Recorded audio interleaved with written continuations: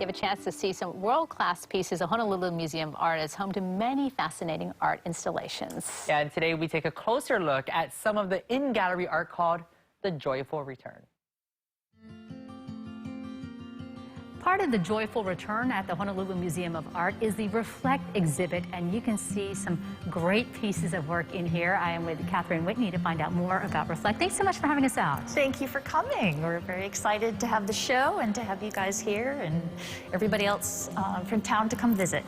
Tell me about some of the works of art that people can come reflect on.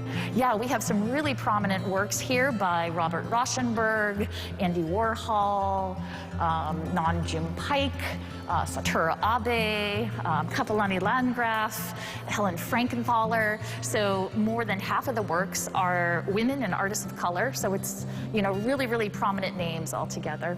And part of reflecting, you're inviting community voices. So for instance, this sculpture, tell me about that. Yeah, so it's not just these fabulous works of art. We really invited the community to come in, and we reached out to 18 diverse members from across Honolulu, and we asked them to pick one work from the exhibition that particularly spoke to them and to reflect literally on that work of art from the perspective of their own pandemic-affected life.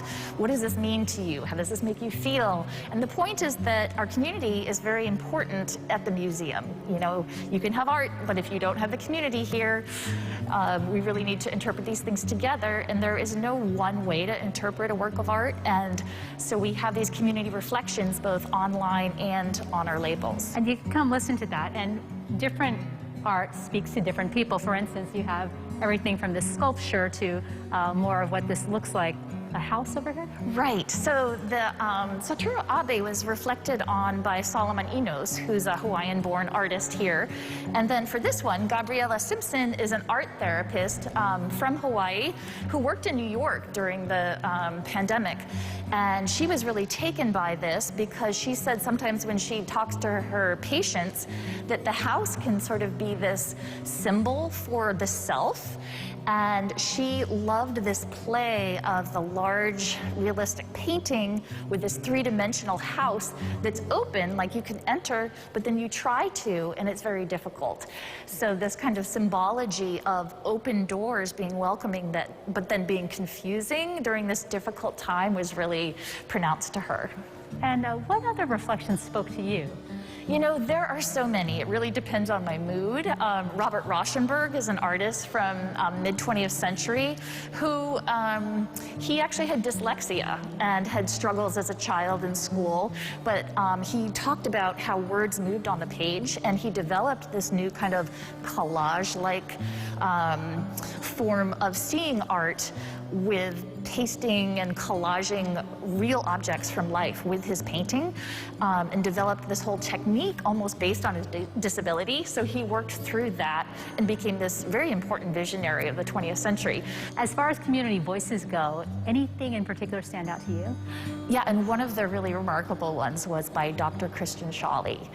She's from the Department of Health Services at University of Hawaii, and she spoke very eloquently and thoughtfully about a work that's this hyper-realistic secretary. It's a 3D work, and it always catches people off guard because it makes them think there's a real person sitting there, but in fact, it's a fiberglass sculpture of a 1970s secretary taking notes by Dwayne Hansen, and it's pretty remarkable. And her comment was really deep. It talked about not only society, but gender and women issues, and was really remarkable.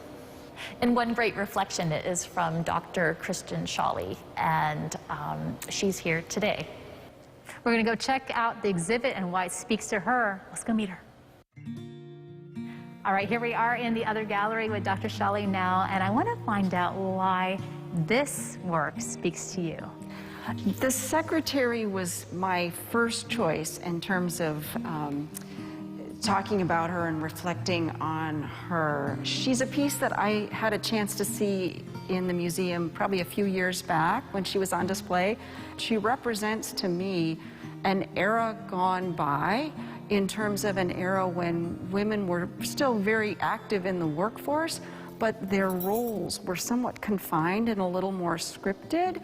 I feel like Dorothy might be a secretary for someone in a corporate setting with lots of great ideas, but because of the era, she's a little more quiet and she has to kind of keep what she knows inside and just write what she's told down on the pad. She inspires me greatly because it's women like Dorothy that have led me, a generation later, to be able to do much more in the workplace. And I am able to work at the University of Hawaii now and teach and train. And I think Dorothy would be proud of what women have been able to do in the 21st century.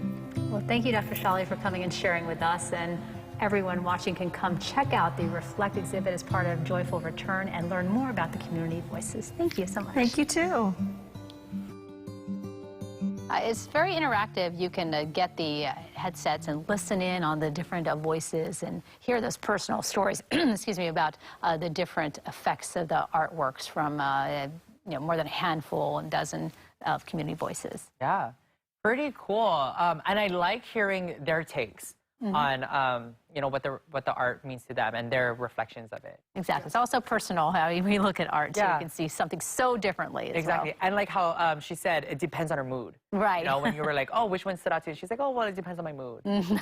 Good point, good point. We have a roundup of all the events.